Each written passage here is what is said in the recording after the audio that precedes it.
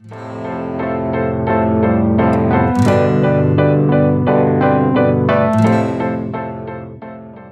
what's up guys, Pallav here from nothingwire.com, and today we have the InFocus Epic 1 that was released in India some time ago actually. We already told you what's inside the box. We did an unboxing, we had a first look at this device. In this particular video, we're gonna do a full review. So that's the box. You can see American in every way, Epic 1, and one of the USPs of this device is that it's powered by a deca-core processor, 10-core processor, a MediaTek Helio X20, and some of the other quick specs over here. You can see quickly 5.5-inch Full HD display, IPS display, 16 plus 8 MP cameras, and then yeah, that's the processor. 3GB RAM, 32GB ROM, 3000 mAh battery. It also supports micro SD card, by the way. Fingerprint sensor, 4G plus 4G, both the SIMs support 4G, and then Marshmallow. Once you open the box, here is the phone. We have the gold color, and then you have some paperwork out there. You have the power brick, plus you have the USB-C type cable, and then the SIM tray opener tool. So that's the Epic 1, and at first look it looks beautiful, and it almost looks like it's metal and glass, although this part is plastic, but then it feels metal. The color, the feel, it's brilliant, and this gold is also very subtle. Yeah, it's more like creamish gold, and I really like this, more like bronze gold kind of a tone, not your very loud gold. And you see the back also kind of extends to the side, gives the phone a very nice feeling. I love it. And the front side is fingerprint magnet, but not as much as I suspected, or as much as a typical touchscreen, glossy touchscreen is. Protected by Gorilla Glass, a 5.5-inch screen. You have the 8 MP camera there, a nice looking earpiece adding to the design, and then your sensors below your software USB there. And then that's the SIM and the micro SD card tray. Once you open this, you'll know that it's a dual hybrid SIM and micro SD card arrangement. Below you have the USB-C type port, your speaker, and then a mic, power button, volume rocker out there.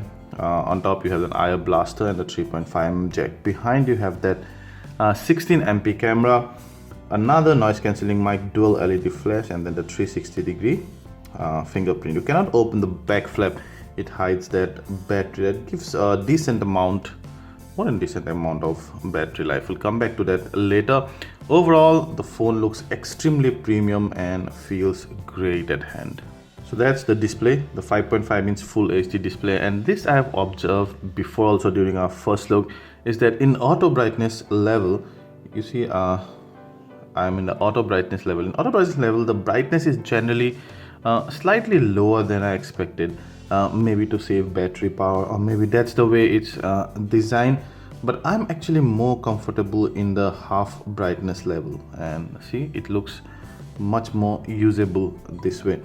The screen is crisp and bright at the right brightness level, of course, and you will see no pixelation at all. In fact, when you go to our color card here, it looks really good. If I zoom in a bit, I can clearly see the difference between the color palettes here, this red and this kind of maroonish. Not so much between the blue though. The viewing angle is decent, above average, but not to the level of the Super AMOLED screens. Overall, yeah, it's a very good screen, but obviously not the best in the industry. So that's the user interface. It's powered by Android Marshmallow, and it's very smooth, fluidic, does not lag at all thanks to the deca-core processor and 3GB of RAM. Let's go to the settings, and about phone, there's the Marshmallow. We can go here, and then the storage. So there's the 32GB, and those are how it's used. So 8.77 GB is used out of 32 GB. That's pretty good proposition actually. And once you go to the memory, I've been extensively using this device for the past more than a half month, and you see 47 apps used memory in the last 1 day. Average use is 58%. So that's again is a good RAM management. Even after extensively using this device, the average memory usage is 58%. That's really good. So those are the apps. You get the typical Google, Android apps out there. Some of the in-house tools like music galleries that you'll always find in all devices. You also have frequently used folder. I really like that touch. You have FM radio, that part is sorted, and you might not get this app. This is a pre-production unit, so some of the apps that you also might not get. And then the third-party popular apps, Amazon, obviously because it's selling on Amazon online, and then Opera Mini. You can also save data with that. Flipkart, maybe it's selling on Flipkart also, I haven't checked it. Explorer, yep. So not many bloatware, I suppose, and with a smooth UI, you can still use, continue using those third-party apps, and you won't feel any lag, and they're not like particularly decreasing the memory usage or so. That's the camera. Smooth operation, you can see. Pretty clean UI, typical UI. You also have a PIP mode, which is something I really miss in the new Android UIs or Android ROMs at times, because see, this PIP mode is great for vlogging, where you can see yourself, and suppose you're filming something and then you want to capture your own expression of that as well, then this mode is great. I haven't seen in the recent Android camera UIs. So that's the panorama mode, then your HDR and flash, and that's the front camera, which is a very good front camera. You see, it does not lag at all. It's better than a lot of other 8MP cameras, and the texture it shows is great actually.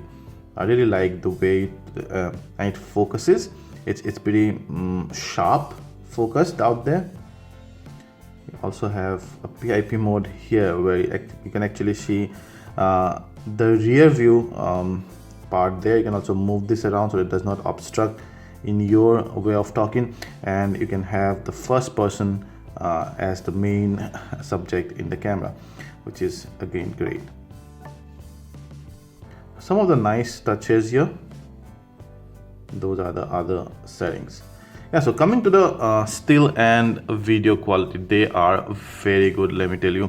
The rear camera is very detailed and sharp. Even on the low light, it performs admirably well. You cannot go, you cannot stretch too much in the ISO, but I really love the sharpness, the detail, and the color reproduction that it gives. It's kind of oversaturates the red color, or even the green color a tad bit, but I would take that for the price of 13,000.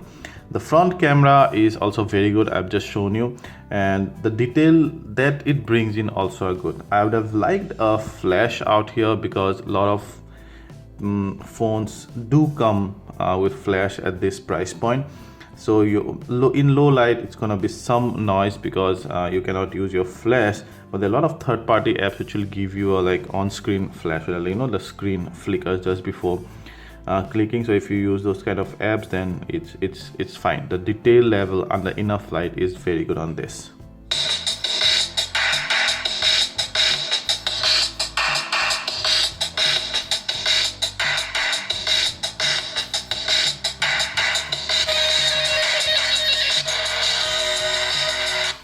The sound output is very loud. It's loud enough to even listen to it outdoor, but then it's quite screechy. The bass is quite flat and the treble is overpowering. It's best if you pair it with a good Bluetooth speaker, but speaker on its own, as I told you, it's quite flat and it's hard on your ears.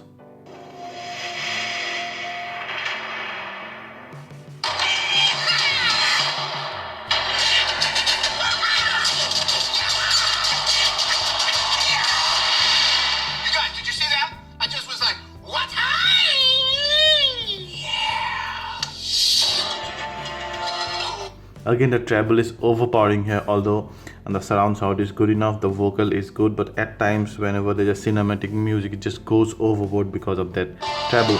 See? And goes to the point of being screechy. So yeah, audio quality via speaker is loud enough, but I can't say I exactly like the quality there. I expected some bass around it. We did some benchmark testing, and the deca-core processor really scores well, not towards the top though, but definitely above average in most of the cases.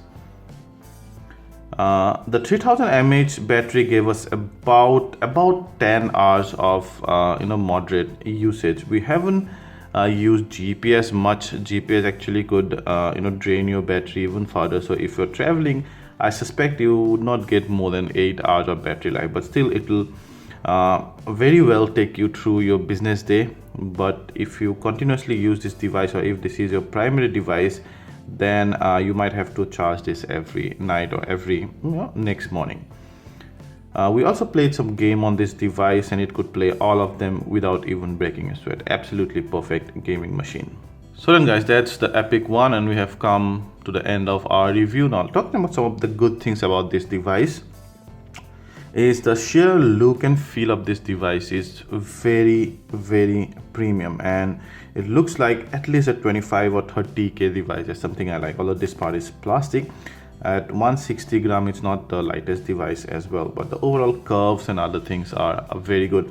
The camera is very good, and yeah, in general, the user interface, the performance, the fluidity with which it performs is very good.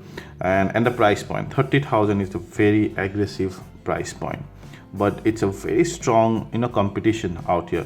Some of the con of this device is I didn't like the speaker output. Number one, this part is plastic. It could have been metal. A lot of phone at this price point comes in metal. And then yeah, another thing is that I mean, it's powered by a deca-core processor, but then don't expect it to outperform the octa-core processors, like out and out or out of the window.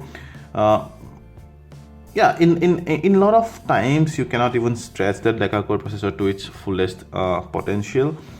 But if you're just buying this device or planning to buy this device only for the deca-core processor, then no, that deca-core processor does not give an significantly higher performance than an existing octa-core processor, for example, but it will still give you a very much above average performance, almost just below flagship performance.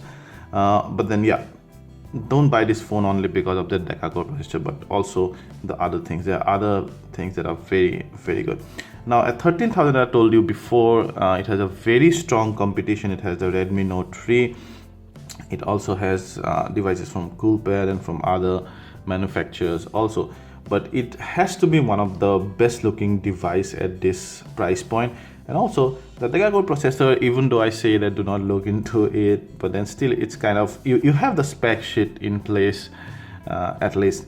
And also yeah, the cameras in particular are really good, so it stands a strong chance to be one of the top 3 devices at this price point.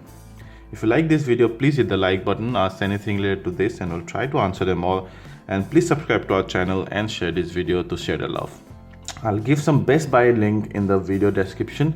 You can go and buy this device from those. Thank you.